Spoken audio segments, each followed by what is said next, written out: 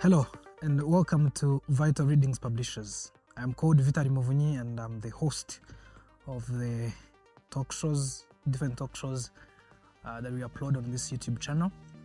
And this is my very first time to do an intro for a conversation. This is because this is a very special conversation that I'm about to present to you. But before I tell you about the conversation, I want to first take a moment to thank you so very much for how you have been supporting us from the very start. We started with 0 subscribers and we are now about 5,000 subscribers, and I can only thank you. Thank you also for having shared your insights, those who text me inbox and you tell me your reactions to our conversations, those who write comments on our videos. All that you do to support us is truly appreciated, and I would love to continue to encourage you that if you watch us and you haven't subscribed yet, please do. Now, I want to tell you about today's conversation and why I decided to make an intro for it. First of all, it's a conversation I've had some time back. I was privileged to host a friend of mine. He's called Mukristu, and I was privileged to host him on his very first episode of his podcast. And he asked me to do to host the very first conversation that we are going to have about his life and testimony on his podcast, and then he would go on to host other people on his podcast. So that conversation, because of how powerful it is, I decided to upload it on my YouTube channel also. And I wanted to first make this introduction before we dive into it because of how important this conversation was. And of course, there are many other conversations I've hosted in different places, but I decided to upload this one particularly because of how relevant I think it is. It's so relevant because those who might not know the testimony of Mukristu, by the way, which is compiling and he's writing down to release in a book. It's a book called Jesus Redeemed Me. His testimony is how Jesus redeemed him from different addictions. I want you to try to imagine someone that has been addicted since they were 5 years old. 5 years old. And they were addicted to all sorts of things. He was addicted to pornography, he was addicted to masturbation, he was addicted to alcohol, he was addicted to weed, and many other things that he shares freely in this conversation. And he tells the journey of how he got into addictions and how he was able to overcome addictions and how he was able to maintain the freedom. So this conversation, I decided to upload it on my YouTube channel, even though it has already been uploaded on his YouTube channel. But I thought I would share with all of us. So if you're struggling with an addiction, or if you know someone that is struggling with an addiction, I'm talking about parents who might have children who are going through all kinds of addictions, or you have a friend that has asked for an advice, or that you want to disciple in their journey of finding freedom in Jesus Christ. This conversation is for you. So please go watch it.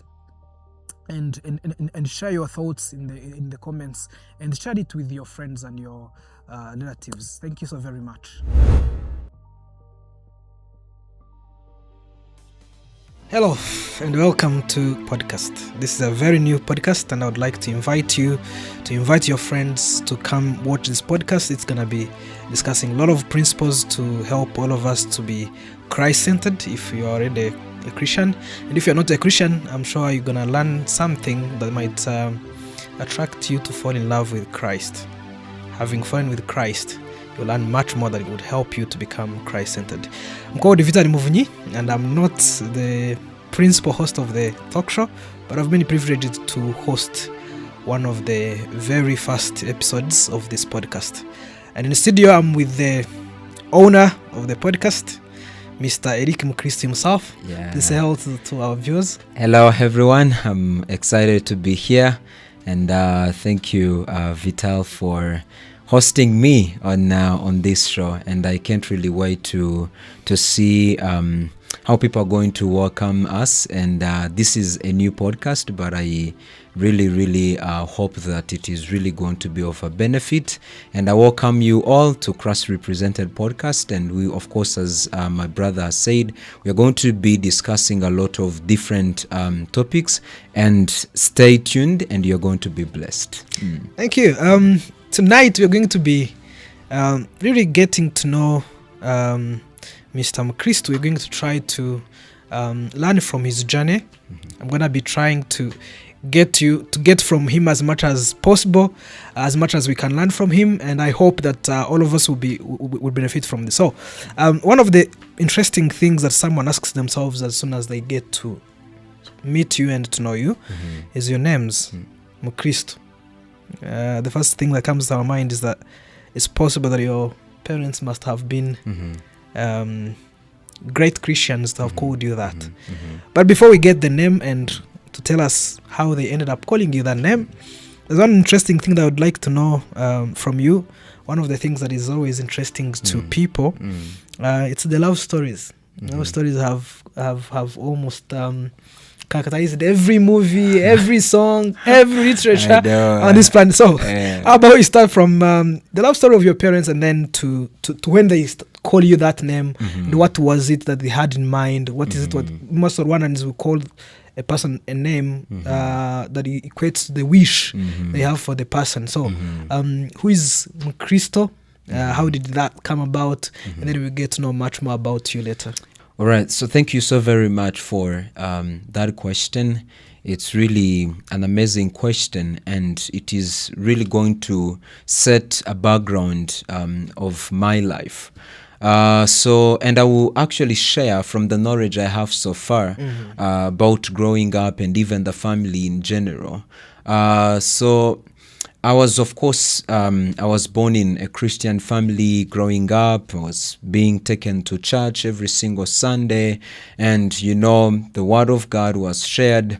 But there was something maybe missing growing up. That is going to take me back maybe before our parents met. My mom, of course, was still a young girl, and my dad had a family before, and he had a wife and children, and we all know what happened in Rwanda in 1994, the genocide against the Tutsi. So the wife and even the children, they were all wiped out, and he remained. The wife and the children of the your children father. of the father. They were all wiped out, and he remained alone. And you can really imagine. Now today I really understand, but imagine what that has done to his emotions and his inner being. It has really affected him, and of course my mom had fled to Burundi. And She had fled there before the genocide? Yeah, before the genocide. And of course, here life wasn't really easy, so she had to go to Burundi and, to see if she can really just find some comfort, some maybe life there. Yeah, some better life. And so after genocide, maybe a year later, she came back here, and so the only thing she had was to get married, and getting married to my dad, who was in that process, and he was still healing, and he was grieving and so on and so forth. And so it wasn't really easy, though everything was provided, though everything was there. Growing up, we were Christians and going to church, but there was something that was really missing. Something was they missing. meet after the genocide, and then how were you their firstborn? So after genocide, they got married, of course, and my mom already had my elder brother. She already had him, and of course, meeting, my mom already had my elder brother, and they got married. Then to both of them, I was their firstborn. Wow. Yeah. So do you by any chance know who specifically called you that name? Yeah, so the story is told that it was mom, because she was a prayer warrior. She was a prayer driven, and she really believed in the personal, intimate relationship with God. And so it was from those, moments in the presence, and it was from, those days when she was, of course, believing that God would just bless her in her marriage and with children. And so God told her, what was going to happen. Revelation. It was out of that. So So that's how she got my names and everything. Yeah. Wow, that's a very interesting story. So this is after genocide. Your father has lost his entire family, and your mom has just came back after the genocide, and then they meet and you're born. What was it like for you to grow up in that kind of place? I know there is people who are still grieving, but also there's people who are trying to build from scratch, who are trying to build a family, a new family kind of. And you keep saying my mom was I don't know why. Maybe you'll tell us. Is she still alive? Is she not? And so why was it for you to grow up from that place? The natural instinct would be that you were pampered so much because you were the firstborn of two parents who like your father had lost everyone, so you were like the newborn hope. I don't know why they didn't call you maybe was the name? Hope or hope or blessing.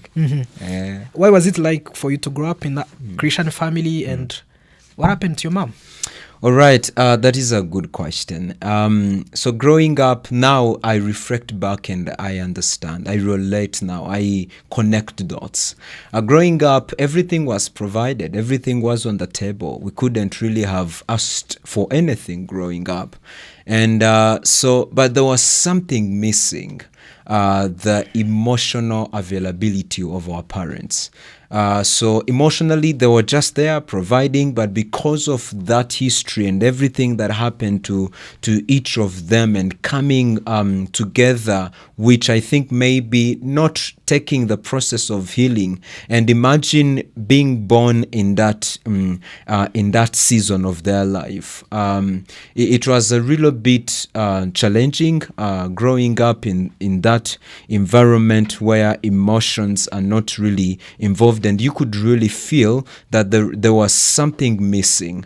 But yet everything else was provided, everything was on the table. So growing up, it was a mixture. Like you are getting what you want, but an inner being, your inner person is really not being fed, not from a place of I don't want to do it, but from a place of maybe not knowing exactly what they could have done for them actually to be there and be available emotionally. Or probably for not us. even having actually something to give, because one could imagine the kind of pain. Yeah. So you're growing up from that place, and I really wanted you to get to the story of your mom, this very believing mother who's comforting a man that has just lost everything and everyone, and then you're born. What was it like for you? Do you have any memories with your mom? Was your father working? Was he just staying home? Because many people that survived the genocide, even though some were able to survive without necessarily without having physical wounds that could stop them from working, some couldn't be able to work because they still had physical wounds that prevented them from being able to work. So just to give a picture to our viewers of what life was like at home, what was your mom doing, if you have any memories with her, and then what was your father? Was your father like able to work after the genocide? Yeah, my dad was working, and even to today he still works. Wow. And he's still working. So I really do have a lot of memories with my mom. My mom was just a hero, and of course she's no longer there. She passed on, I think, 24 years ago. So I was very, very, very young. 24 years back. Sorry to hear that. But I really still, I was 5-6 there, and I really still have, some memories with her. And she was a very caring, loving mother, and she was, she could really try her level best just to, to try to be there physically. She's just there, and she's providing, and she's advising you, and she's really trying trying her level best. And of course, as my dad was at work working, and my mom was a full-time mom, and of course she had some businesses aside, which really couldn't have taken her much of her time, but she was really there. And just I remember I could really pretend that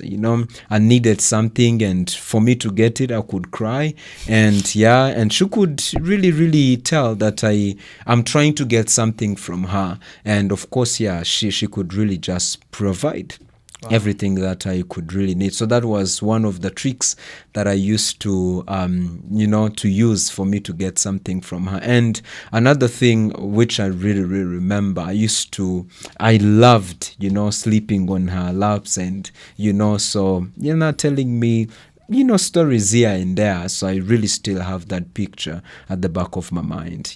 So memories are just a lot. And I remember one time I fell, I climbed, on something, and then I fell down and was bleeding, and, she took me to the hospital, and she was, like a mother. She was just there worried, and what is going to happen? And she's, do you want to eat something? Do you want to maybe a juice? And I still really remember at age of 5 or 6, something like that, but I still remember. And, around 10 p.m., that's when I fell, and she took me to the hospital, and we're just there, myself and her, and of course everyone else wasn't there yet, because she called them. We had gone to the hospital, Mukristu, foreign, and blah blah blah, everything, so I still have that, and she could really show you that she was just there, and anything that she could not do,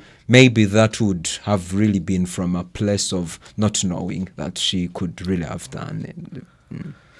Wow. It's a bittersweet story to hear, to be honest. And so she passes on. Had you started primary school yet? Were you still the kid that runs around playing with everybody? I haven't started school yet. I was just, still young. Maybe a year or 2 years later, that's when I started, my primary. And funny enough, for me, for primary and secondary, I went to like one school. I've not changed schools. In my life, I just know 2 schools: primary, secondary, same school. Very disciplined. What are you talking about? So, but before we get there, most of the times when a parent dies when you're very young, you don't know that someone has died and is never going to come back. For you, were you able at that time that your mother was never going to come back? We were told that she has gone to heaven, and she's going to come back sometime soon. Now it's been 24 years. So we could really see everyone crying, but we were just enjoying sweets and everything there, but we couldn't really tell exactly what was going on. So later realized that my mom passed on. So the reality, my eyes were open to the reality that now she's not going to come back soon. So as I grew up, now the reality kicked in, and I knew that she passed on. But that is way later, when I was maybe 10, 11, 12, that my mom has passed on now. She's not going to come back. But on that same day, people were crying, and we went to the hospital. I still remember we went there. She was covered everywhere. She was shaved. I still remember. I still have that picture, seeing her laying on the bed, and everyone crying, but it wasn't of a big deal to me, because I wasn't really My goodness. Because of your very interesting story of a lot of struggles you've gone through, and the triumph you have been able to gate, I would really like us to get into your story. But before we leave the stories that are related to your parents, I would like to ask you this about your father.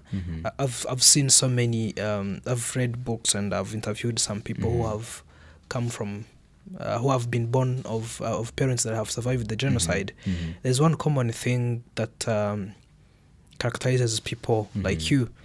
It's when your parents look at you and they usually say you resemble so and so that I have lost, you resemble my aunt that died, you resemble my brother that died, you resemble my son or my child that died.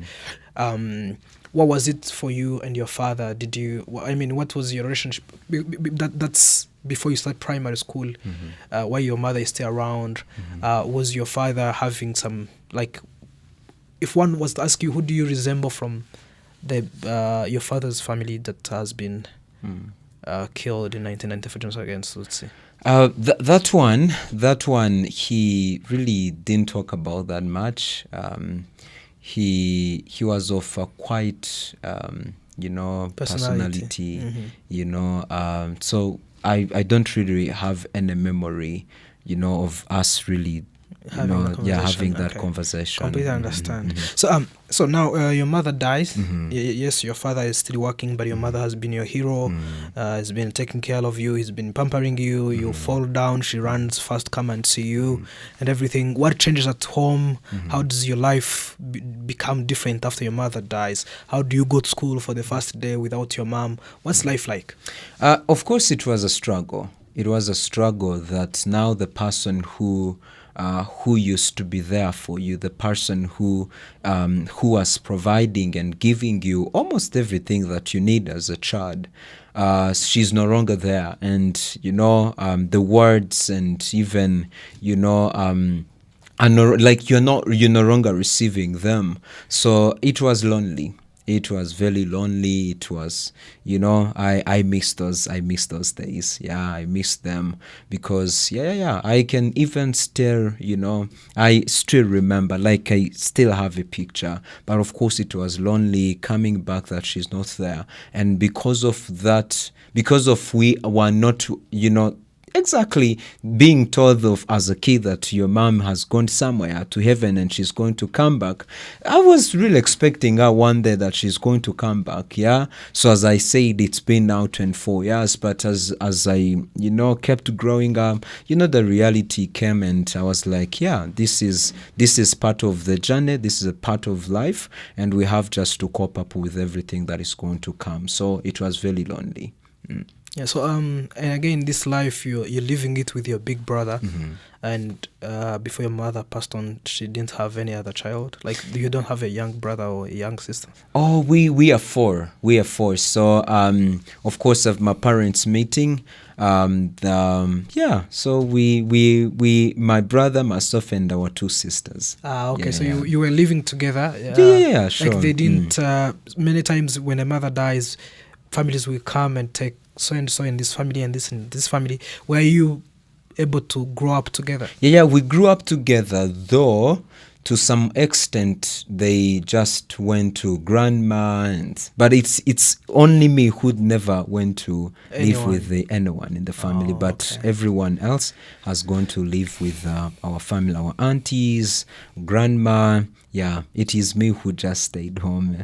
Yeah. Okay. Sounds like you started at school at 7 years. Yeah. I remember myself at 7 years. I don't know. It was probably because we were old enough to remember. Many kids don't remember when they went to school because they started. So, as I said, I went to same school, primary and secondary. So it's Nyamata Catholic, and like that school is very known, like everyone knows that school.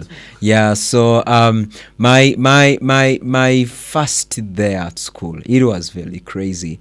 I am a chill person. I'm calm, and I'm just there, So I was very quiet. I was just there, not exactly telling what was going on, but I was super excited that I'm going, I'm going to school, but because of my friends, like we went together with our friends, and I was like, yeah, so this is another life. This is an amazing one. So I was super excited because I saw my people, I saw, friends that we grew up together, and, so I was like, this is a continuation of the normal life. And yeah, little did I know that we have to spend some good hours seated, and then of course it was very boring. I really, and the exams coming in, it was really 50-50. I was very happy, and at the same time not really telling exactly which is which. I was just there a little bit, maybe I'll figure out later. But it was really fun, and they're confused, and you are with your people, but at the same time you are in uniform, and you are seeing strangers, you're seeing other people, and you are going to be in this class, and tomorrow you confuse it and you go to a different one. So it was a whole process of confusion, excitement, of course, as a kid. All right, so now I wasn't really good in school. So I've really spent, I normally brag about this. I went to that school when I was 7. I left it when I was 21, 22.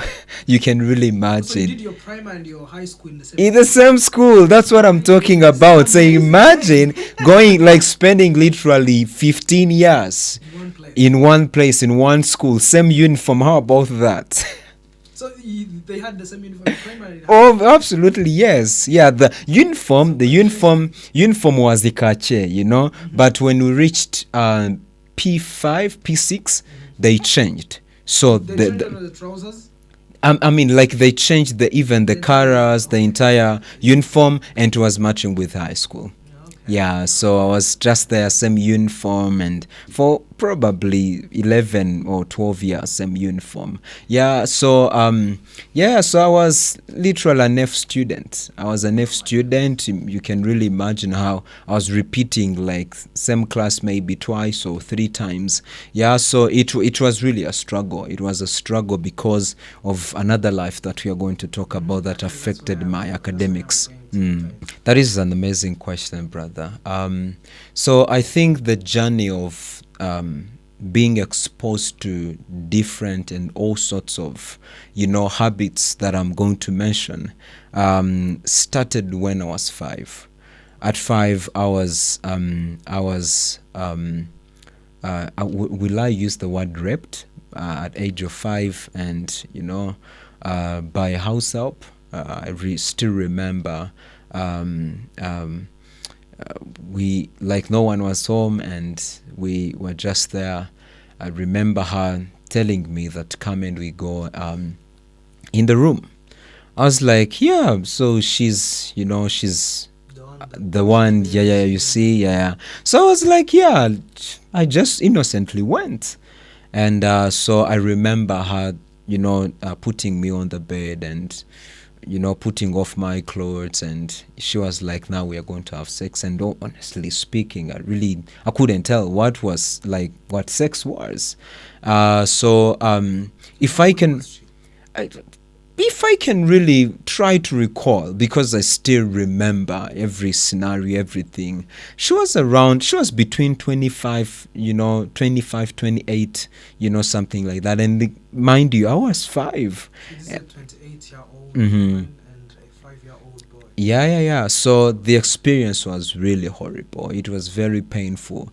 I still remember I had a black shirt on, and and she took it off, and she started doing it, and it was really painful. And afterwards she told me, if you tell anyone, I will kill you. And I haven't disclosed that until last year, May. So because it was something that was really triggered, it was a seed that was sown into my life.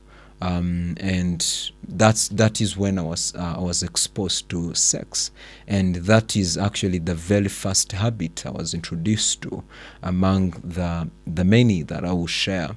And so as I'm saying, I embarked on that journey of sleeping around, and she was just there, and every single day she was, breakfast, lunch, sex. Breakfast, lunch, sex. I was literally having sex every single day, not willingly, but because someone has just introduced it to me, and every single day it was like, you have to do it.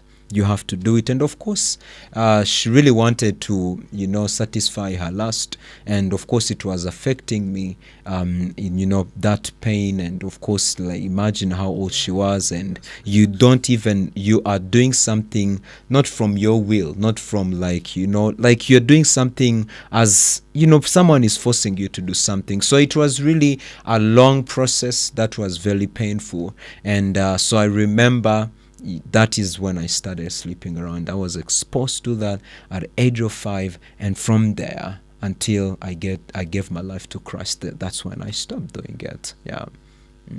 That is one of the habits. Every day? Of course, yeah. So now, if I can recall well, she was there for like 6 or how many years? She was there for a very long time. Yeah. And she was there, and you were too scared to tell anybody. of course, I disclosed that my very first time talking about it was last year, 2024 in May. So you can really imagine how that really, was an attachment to my soul, to my heart. Yeah. So yeah, that is one of the habits that I was introduced to early on in life, and I really interpreted that as sex is part of life. I have to do sex every single day.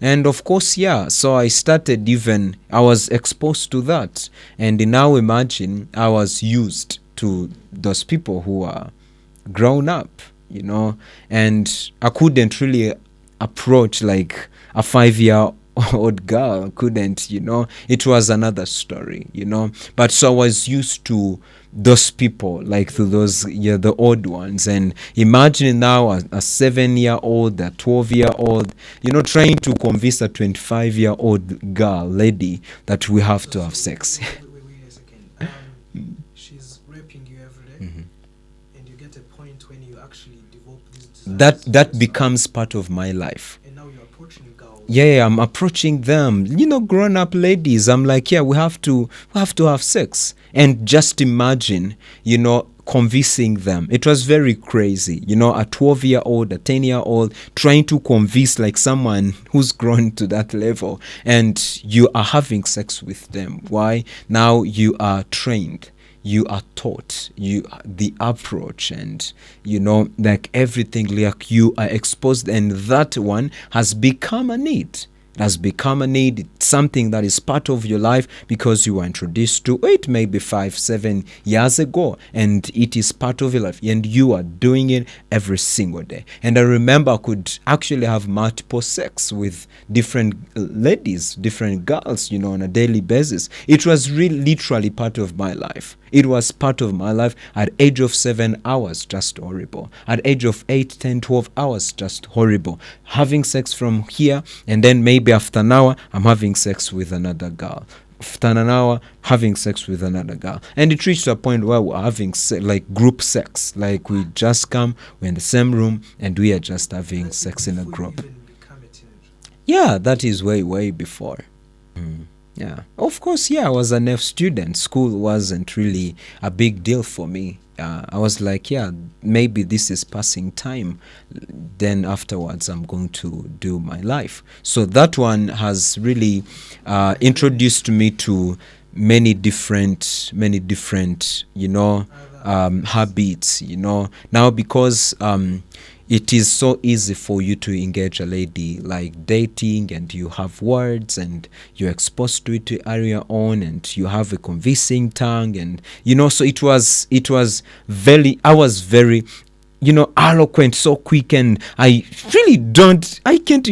can't imagine how I used to convince them, but it was just there. It was part of my nature, and it was part of who I was. And so before you know it, like a 15-year-old is just convincing you, and he's driving you crazy, and he really convinces you to just have sex with them. And my brother, it reached to a point where I could meet a lady for a very first time. I've never seen her in my life, and she has never seen me ever. And from introducing each other to kissing, you just have met a person in the very first time. but the easiest thing that you're going to do is just to kiss. So that was the level. That was the level. And yeah, so it made me popular. Made me popular because I was dating multiple girls. Now I'm a little bit, 17, I am a teenager. I'm just there, 18, 16. There I was a master. I was teaching young boys how to date, how to approach a lady. I was, everything. I was just lecturing them. I was giving them lectures, and I was teaching them how do you approach step by step from introducing yourself to having sex with them. So I was really teaching them, so I became just famous because of that, so teaching them to having group sex and everything. I was literally teaching them. So now it reached to a point where now I was not accessing sex on a daily basis. Now the masturbation habit came in. Not really. It was life. I was like, man, this is life. Imagine like everyone admiring you. Imagine everyone talking about you, that you are a master. Boys being afraid that I will take their girls. Being afraid, like if you have a beef, you are in trouble. Your girl has gone. I mean, when did you start live by those two principles? I really don't know, but I always had a spirit of influence. Like I always wanted to influence other people, just teaching them what I know. So now because I reflect back, and the commitment I had, the consistency I had in everything that I was doing, now I was like, yeah, these were the principles. I wasn't aware that now these are the principles, but from the observation of the life I was living, I was very committed I was maximizing in everything I was doing. I was having sex on the streets. I was kissing everywhere. I don't care if you are watching me. What after all, what are you going to do? I am with my girl here. As long as we have agreed, as long as that we have, a deal, I'm going just to do it. I'm just gonna kiss that girl. I'm just gonna, touch that guy.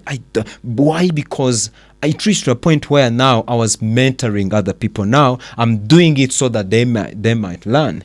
Now, can you imagine I was really masturbating like 3 times, 4 times a day.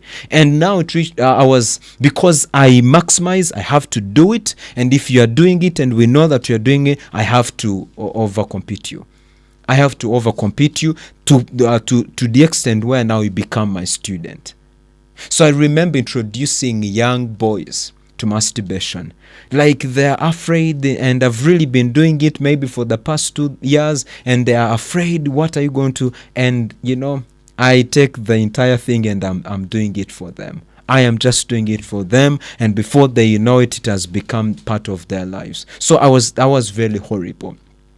That was actually the ways of the enemy. Your life being destroyed, your life being like in that pit, and you're in darkness, and you are dragging other people into that darkness to be with you. So I had those principles, maximizing. Just if you are doing it and we know that we have a deal, brother, I am going to beat you down. You are down because you have to become my student. I have just to outcompete you. I have to be smarter than you, and I have to, to teach you. Now become my student. So I was really, I had that influence in young boys' lives, teaching them and exposing to them. Now later on, smoking comes in. Wait. So when does smoking come in now? So smoking, I remember we were somewhere, and we had gone somewhere, and it was out. It was in the holidays,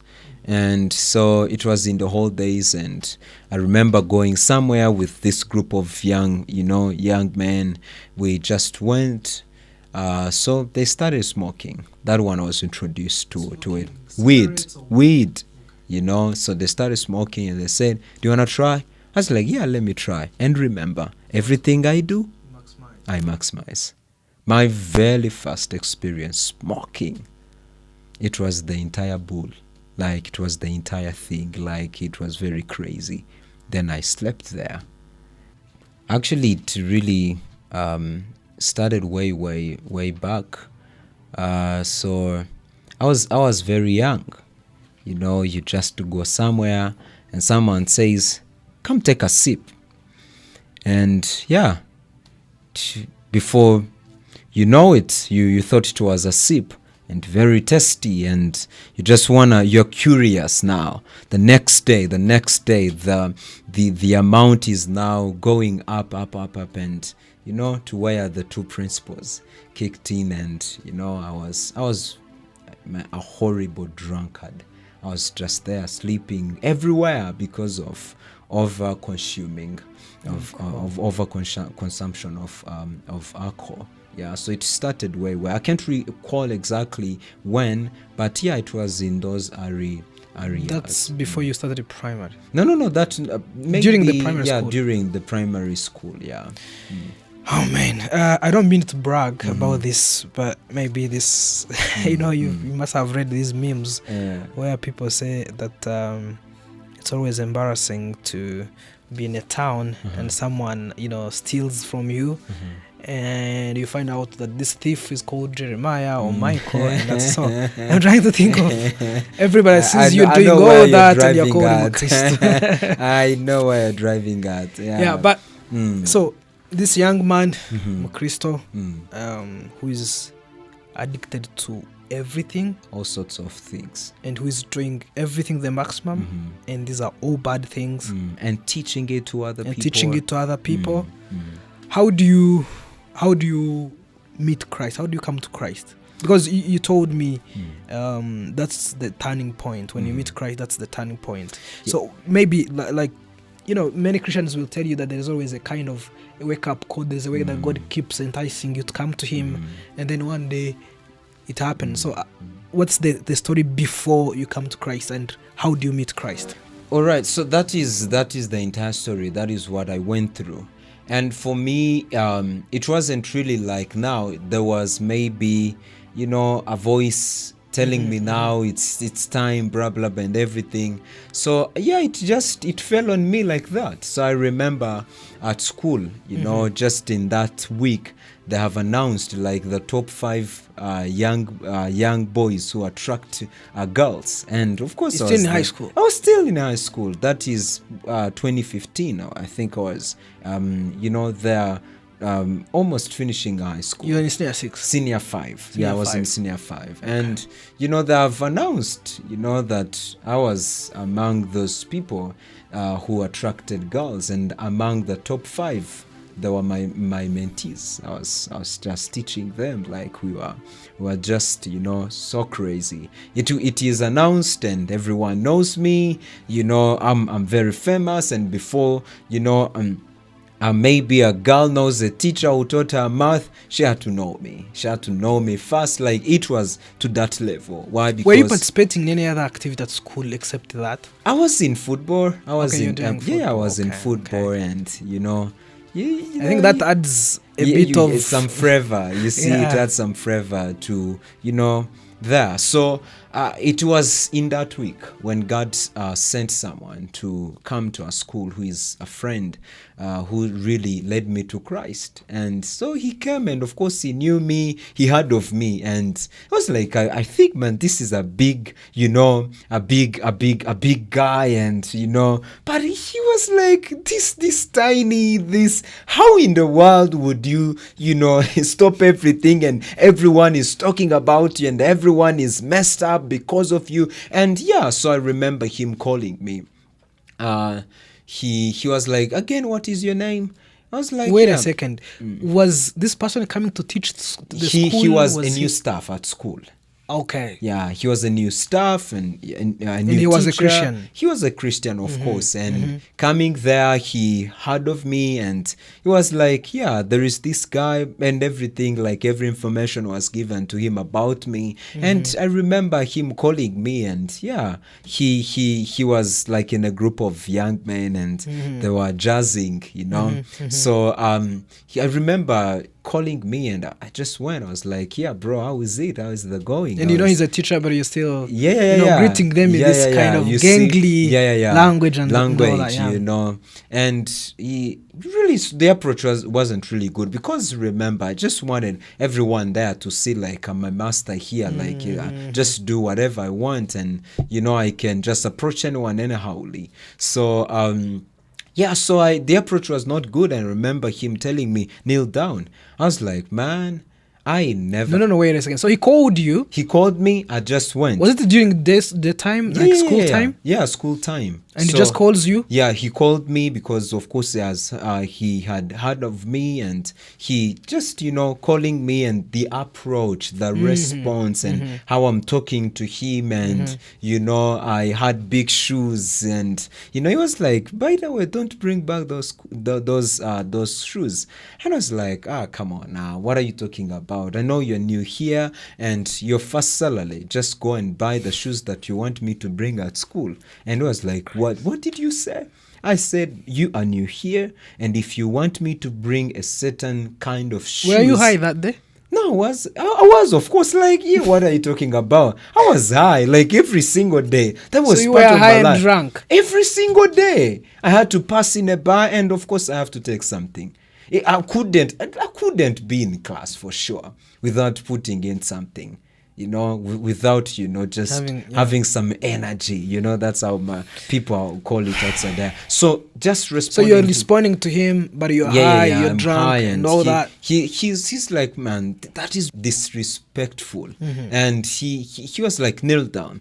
I was like, man, I don't have time to kneel down. But if you could, just kneel down on my behalf. What? And yeah. That's you talking to your teacher? Yes, my teacher. I was very straightforward. I was open. Like, I wasn't joking. I was very serious. I don't have time to kneel down. But if you could, just kneel down on my behalf. And I just remember with a soft voice, he told me, one day I'll see a transformed person. And he confesses that at that moment, in front of everyone, that you're speaking to him. Absolutely, like that. Yes, on spot, like there. What came to your mind as soon as I said man, that? yeah, so you're crazy. This is a saying. By the way, I didn't even tell you. I even used Bible to date. So I wasn't even afraid. I wasn't even afraid to date Christianity or something like that. I wasn't even afraid to date church girls. No, Mm-hmm. I wasn't. Why? Because I just have to read the Bible. And so I was reading the Bible because reading was part, it was a culture that I was developing back then, 2015. So I was like, I'm reading the Bible so I can have a conversation. If I wanted to date, a church girl, it will be easy for me now. I know the conversation. So you're reading the Bible to learn more ways of oh my goodness, getting girls. Winning them over. But wait a second. So after your mom passes on, do you continue to go to church every Sunday, or it dies out? I mean, so I just, I kept going to church. 2008, I got baptized, and I was in church from 2008. I got baptized. I was very committed in church and everything. 2011, oh my goodness, I said bye to everything. I was like, I will never, church will never see me again. You shall never, church, you shall never, we divorced with church. I was like, you shall never see me again. And 2011, I just went. So what made you make that decision to stop going to church? I thought it was really boring. It was boring. And I was like, now I don't want to keep I don't want to keep, going to this boring church. I don't want to keep lying and pretending that I'm a church goer, yet I am living a different life. I was like, now let me just to go surrender to another life. So I said bye to church, and I was like, no, there is no need of coming back here pretending that I am going to church, yet I am not. So I was like, no, church, me and you, see you maybe later or never again. So I stopped going there. So that life now, it was 4 years, public. you're just now on that your is own. Public and everything, everyone is seeing it. I'm very horrible. I'm just driving everyone crazy, messing up everything. And let me tell you something, I had a nickname. Of course, I was a master. They used to call me master because I was teaching them, but another name was a silent killer. I was very silent, but destroying and killing everything from the roots. Yeah. Goodness. Yeah. So this teacher tells you one day I'm gonna say I am going to guy. say transformed person. And how does that day end? Do you end up kneeling down? Do you end up not bringing shoes again? No, absolutely no. I didn't kneel down because I didn't have time. I told him no, I will never kneel down, and he told me that, and he said, okay, you can go your way. I just went, and so the next thing, he started inviting me, befriending me. He started inviting me into his office. I can't really tell you how many times, how many days, how many weeks and months this brother of mine skipped lunch and breakfast because of me. Every single day, he could invite me into his office. And he could just, ask me questions and, and of course, try to befriend you and all that. Befriending me, and I was like, what are you trying to do, bro? What are you trying to do? Because if you think that you're going to change me, you will not. Let me just make everything clear ahead of time. I am, you're a pastor, or maybe I really don't care, but I see that you're trying. But, little did I know that, that was the way that God has chosen. So every single day, inviting me, and reached to a point where you could even give me his phone. Just to go, there is a sermon here, just listen, even if it can be 5 minutes. Gives me his phone, headset, and I'm listening to a sermon. And then after like 2 minutes or 3, I turn to pornography. And I'm just watching it, and he knows, like, he's like, I know that you no longer watch this. But I changed, then I bring back, what did you watch?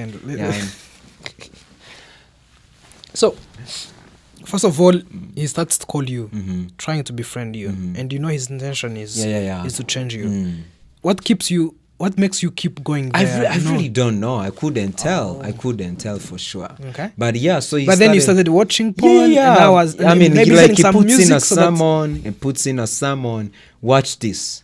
And then, I'm like, can I go outside? Yes, but he knows exactly what I'm going to do. And, after maybe 50 or an hour, I bring it back and I'm like, what did you watch? I watched porn. That's what you like. You're that honest with him. Yeah. So I'm like, So it's like he really kept on taking me out, buying, food for me and everything. So it is from that relationship. And I remember we had gone. He invited me. We went for no. Before we went for a child to work. I had, so I started really coming in a little bit, so I remember one day him telling me, can I pray for you before you go? I was like, don't waste my time, but do it so quick, but I don't waste my time. I remember him praying, God, whenever he tastes alcohol again, let it be bitter for him. That's what he says in the prayer. And, so that prayer has worked. No, wait a second. That's when alcohol drops down? That prayer has worked. And that's back. Even before you give your life to Christ? Now, so that is, I was really coming in, so the conviction really started coming in. Like, this person is giving you time, and he's really making sense, and he's giving you the reality of life, and opening your eyes to something, and the heart is now being like defeated a little bit, and you are now shameful to do the other stuff, and yet tomorrow you are going to come you are going to come back, and you're going to meet. He's going to hold you accountable in a sense, or in that sense. And so it really started coming. And so this day he invites me. He says we are going to do a child work and come. And so I went, and it was on a Tuesday. I even still remember the clothes I had on. So it was on Tuesday. We went and did everything, and this woman and was very happy. She was living by herself, and little kids, and she was very happy. We took food and everything was fun. So as long as I'm seeing people around, I was like, even girls are there. So I was like, let me just go. So, but it was on that day. So towards the end of that event, so we were just having the closing remarks and, thanking us and everything. So it is in that moment where I felt something changing in me, where I felt like someone telling me, this is a time to live a different life. This is a time to surrender and to give me your life. I want you, I need you to be mine. And immediately I was full of fear. I was afraid. I was really wondering what really happened to me. So, and I remember asking them, would I share something? I told them I feel that I'm being called to give my life to Christ. So they're not the ones that had the altar call. You asked. I asked, I was like, can I share something? Mm-hmm. I have a testimony. I feel like I just want to share something. And of course, I started crying. I said, I feel like this is a moment. This is the time for my life to turn around. This is a time to give my life to Christ because I feel it in my heart. And I'm not going to wait for any other day. This is the day that I want to surrender my life. And guess what? I openly told everyone that I know that we have kissed and you are here. I'm not going to call you out. You know for sure that we've had sex before. I'm not going to call you out. You know that I've taught you masturbation. I'm not going to call you out. And I know that I've taught you, all sorts of things. Mm-hmm. I've taken you to bars. I've really done all sorts of things. But I just want to confess in front of everyone that now this is the day that I feel that my life has to turn around. I confessed. I said, I just want to become a Christian. I just want to become a believer. I just want to confess and receive Christ. And it was in that moment, and everyone started crying. Everyone started crying. It was an amazing experience. We spent like the next 2 hours, and everyone was down, crying. And of course, the grace of God was moving. And it was from that Tuesday. My brother, let me tell something. It was in that Tuesday, in July 2015, the moment I chose to give my life to Christ, the moment Christ won my life, I've never gone back to everything. It was on a Tuesday. It was on a Tuesday, and now this July I'm going to make 10 years in, and I've never gone back. I mean, like, you've never gone back to masturbation to drinking stopped. or to doing weed, stopped. girls, everything has stopped. Wow. Everything stopped. Yeah. Wow. I've never gone back after that Tuesday. On a Wednesday, on the following day, I was a whole completely different person. I was a new creation. I was a different person. And man, I'm celebrating 10 years. Wow. Yeah. Congratulations, man. Thank you so very much. And that's why I'm very free. That is why I'm very free to talk about this. Yeah. Yeah. Whew. Wait a second. So, sorry. It's okay. There's this scripture, I think it's in 1 Corinthians 5:17, if not 2 Corinthians 5:17, that says that when you're born again, you're a new creation, and your old is gone, and the new is here. It's 2 Corinthians 5:17. 2 Corinthians 5:17. And I think that's like your life, or that day is a perfect example of that scripture being put into real life. And I think this is a good time for us to tell anybody that might be viewing us that if Christ can do it for Mukristu, he can do it for you too. Absolutely, yes. It's a great chance for you. If you've tried other things and they didn't work for you, maybe you should try Christ too. But yeah, I understand that everything stops that day. Weren't you scared that you could fall into it again? Did you do anything to keep yourself from it again, or was it just over automatically and you didn't have to do anything else? Honestly speaking, having that doubt that maybe to some point I'm going to go back, maybe people outside maybe would say, oh, It's just, he's faking it, and maybe he wants even to try church things and he's pretending. But deep down in my heart... that's what everybody was absolutely, saying at school. yes. And now imagine, one morning you wake up and you tell everybody that I just want to give my life to Christ and my life is a new creation. And man, let me tell you something. It was very serious. And that doubt wouldn't have really been in my heart, because the trust of the person that has entered in my life was on another level. I was like, Christ, I trust in you. I've given you my life. And I just remember that night going back home. I was like, okay, Christ, now I've surrendered my life. But how are we going to live? Because I was used to this other life.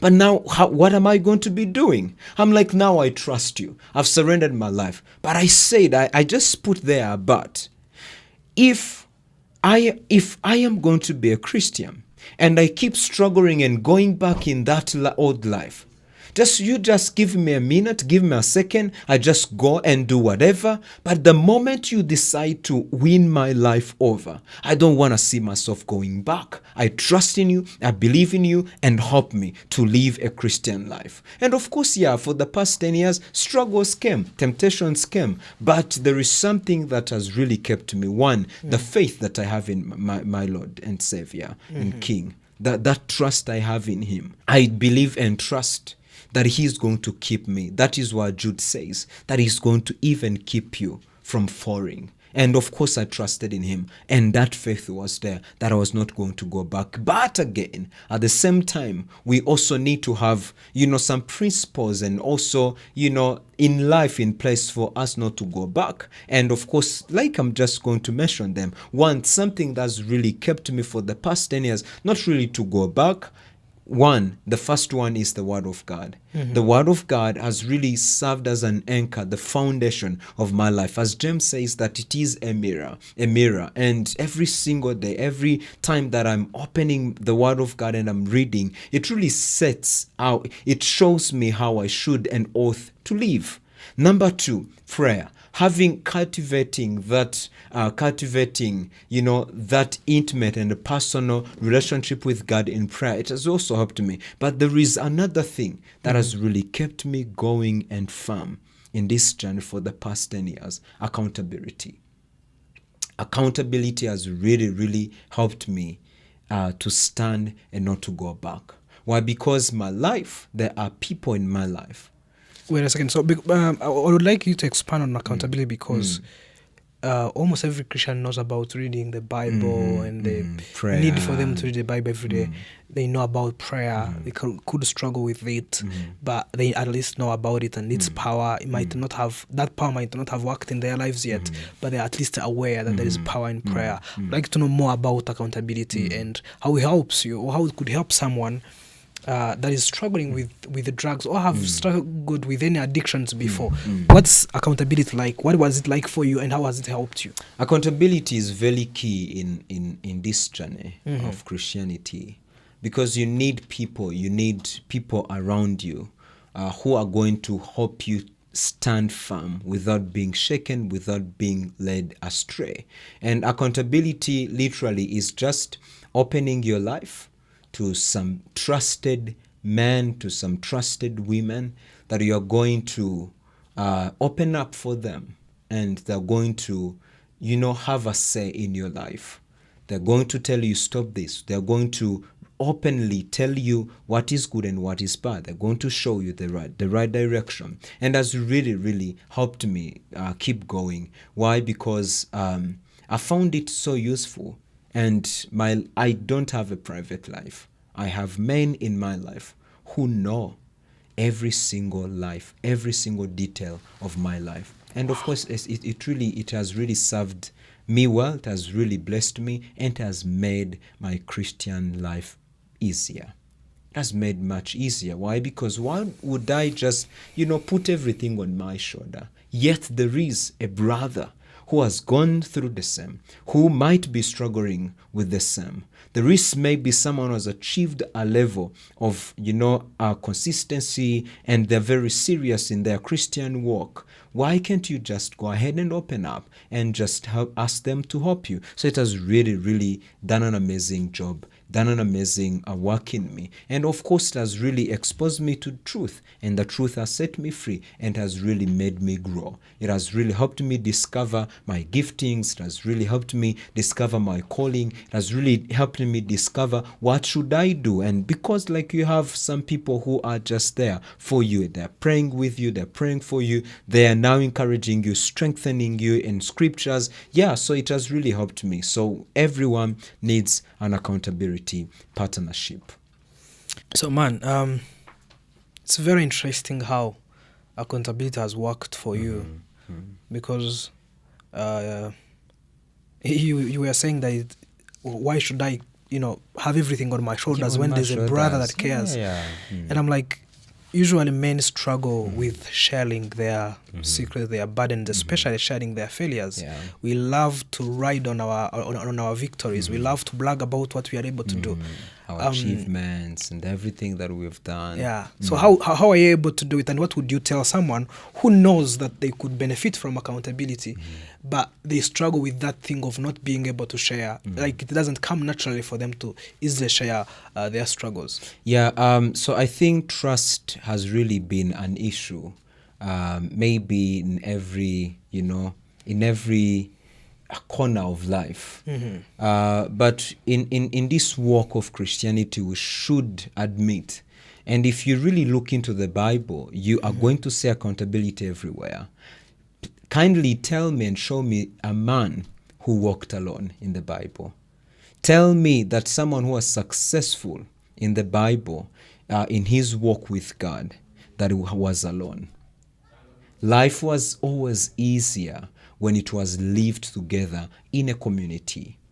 So we should trust, because many men especially, we struggle because one, we have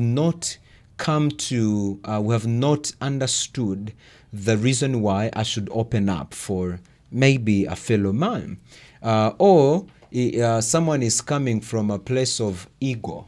I'm like, I'm a man enough. I can do everything that why should I just be weak and just, go in front of my fellow man and just tell them my struggles, and, so make ego, and sometimes not knowing, and sometimes, really not really having that background, or someone just teaching you that you really need people. I think in your also life. there's a lot to do with the trust.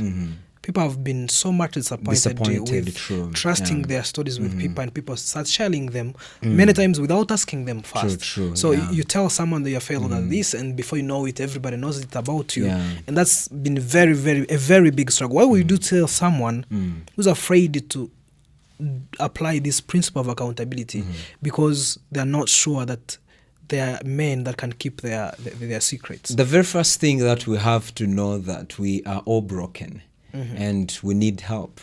And there are men who have really done an amazing job of working on themselves, and have reached to a level where now they're becoming whole. And so what I can tell men who are struggling maybe with trust, the only way to overcome that is maybe to read through the scriptures, because you read men in the Bible, you study your Bible, and you're going to see that accountability was a way of life. Now, so do it for the sake of your well-being. Do it for the sake of your well-being, and just, find men. And number two, after finding the truth in the Bible, and, studying the Bible, and you also have to ask yourself, who can I trust? And when you choose to trust some people in your life, and of course there are people who are trustworthy. There are men who are very committed to hoping and walking a journey with other men. So they are very committed to that. And after approaching them, after identifying them, you will realize from their story, or what they went through, or what they're going through, Yeah, because there is no one who's going to be perfect. But now they are on a journey. They have achieved an amount of, healing in their lives. And when you go to them, you're going to see that they were broken, they are getting healed, they are now achieving some level of healing, and you will never feel lonely. You never feel lonely. You never be there alone. They are going just, to be around you, to support you. So it's really very important. We have to work on our trust, and trust issue is there. But let me tell you something. The moment you overcome that, you're going to find the truth, and the truth is going to set you free. Why? Because this life is impossible when not lived in a community. That's true. That's very true. It's very true. Anyways, so just to summarize the point you're trying to make, what has been able to help you was reading the Word of God and living it out. Yeah. There's prayer and there's accountability. Yeah. So this is another question. From a Christian perspective, a lot of people try to make sense out of what has happened to them. You remember when Joseph is sent to Egypt and his brothers came. And before they actually, apologize, he tells them, you meant it for evil, but God meant it for good. And that's how he found purpose from all his struggles and everything he had gone through. So have you been able to deal with your pain? And have you been able to find what to do with this pain? You were soon celebrating 10 years of freedom. What are you doing with this pain? What purpose do you find behind this pain?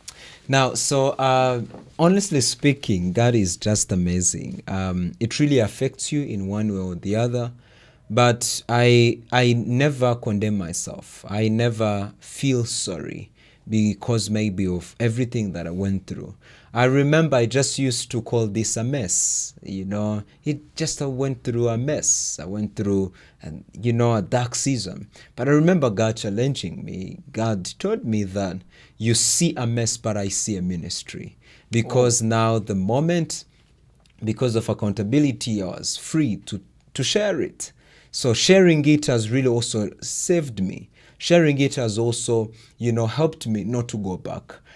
So you'd be like, if I'm sharing something, but imagine sharing something, will I share it tomorrow with authority and audacity when I've shared it and I went back? So that has also kept me. It has also kept me. So what has really set me free was I'm open to it. I just talk about it. I think that's another side of accountability. Yes, actually, that is actually another side of accountability. Not with the fear of maybe, how about I go back? What if I go back? I've never had that thought. Because as I told you, I always believed that God was going to keep me. God was going to make me stand firm. So I wasn't like, maybe I'm going to go back. I was confident in God that he is going to keep me firm. He's going to hold me. He's not going to let me go. So it has really, really helped me to just, continue going and going forward. And so, my pain is no longer there. Why? Because I talked about it.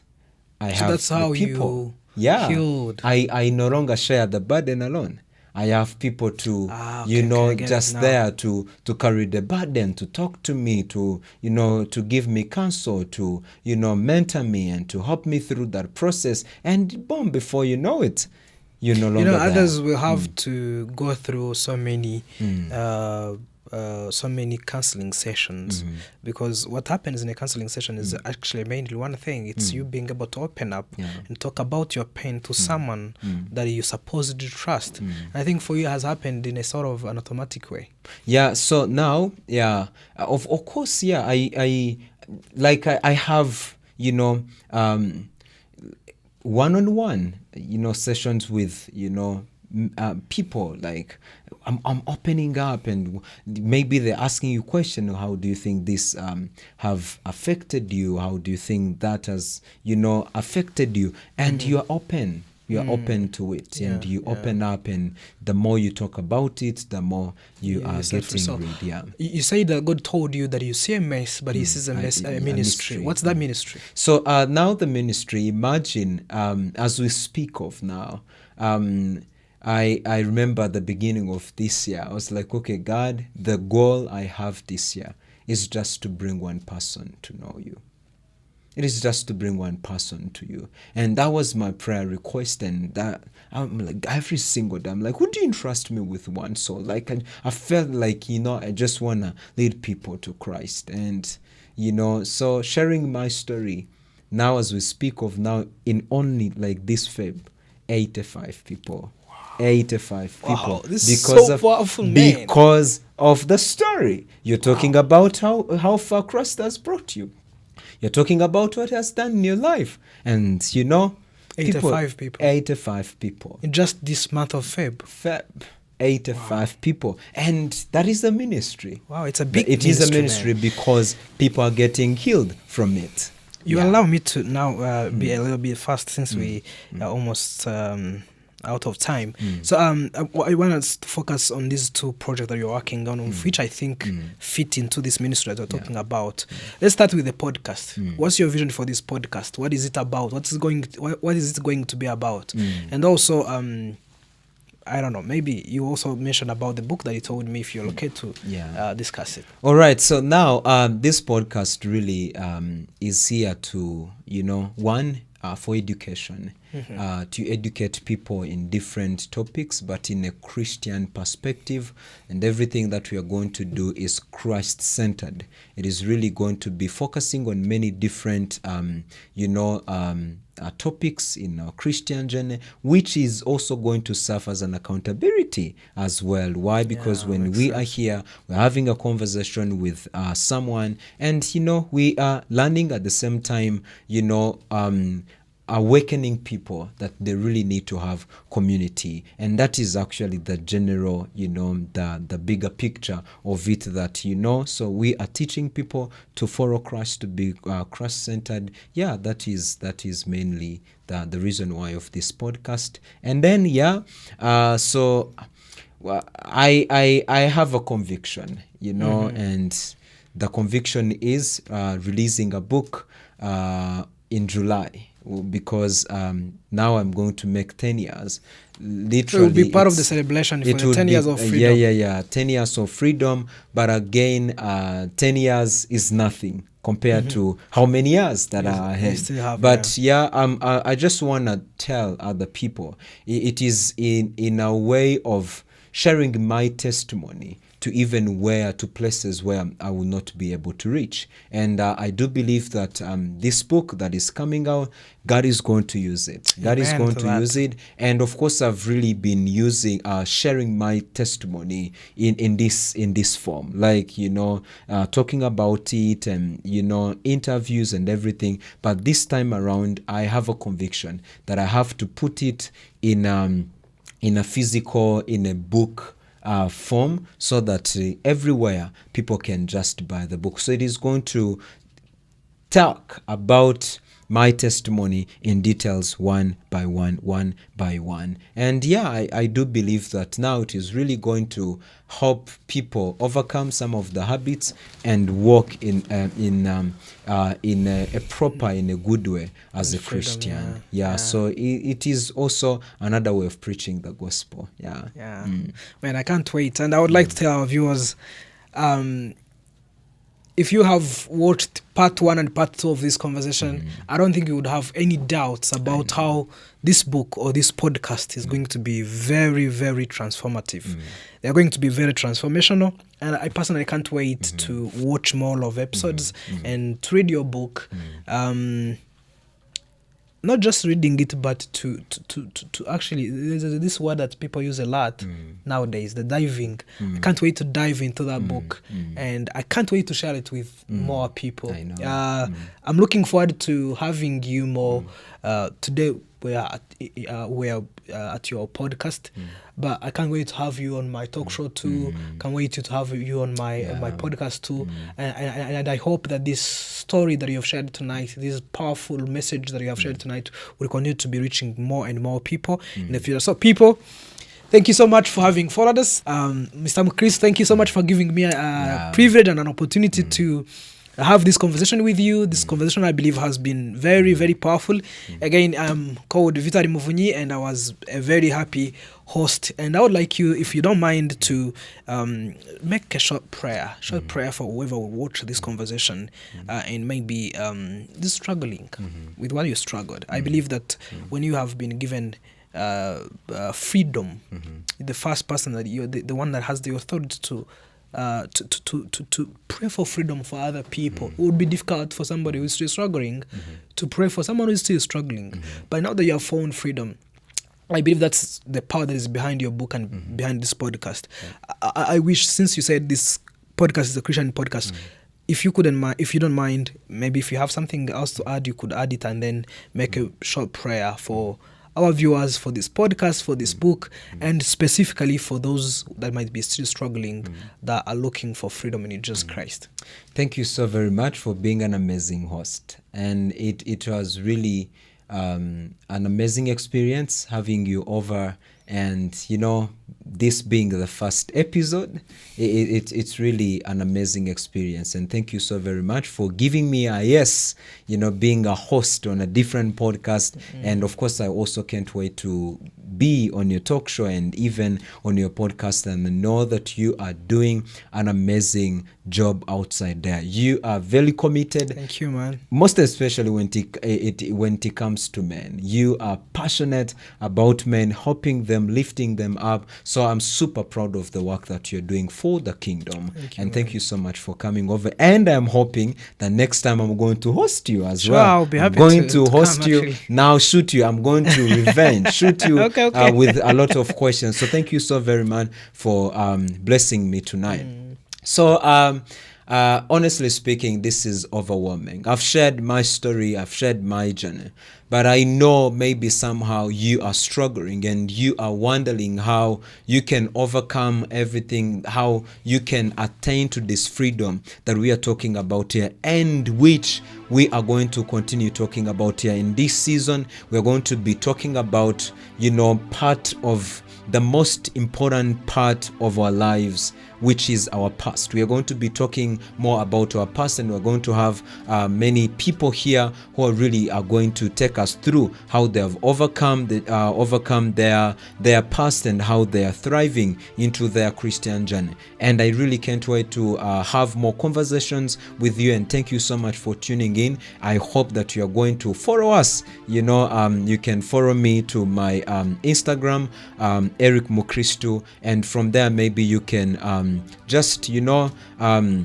ask me questions. And if you are struggling and you feel like you can just open up, we can just walk a journey. We can help each other, and maybe, who knows, your life is really going to change for the sake of the glory of our kingdom. So thank you so very much for tuning in, and we can't wait to have you more and more. God bless you so very much. And we are going to end with a word of prayer. Dear God, we want to thank you so much for this amazing podcast that we had with my brother Vital. Thank you so very much, King of Glory, for using him in every question that he has asked me, in every answer that you have enabled me to give. And God, this is our prayer, that you're going to use this conversation that we had to heal so many people.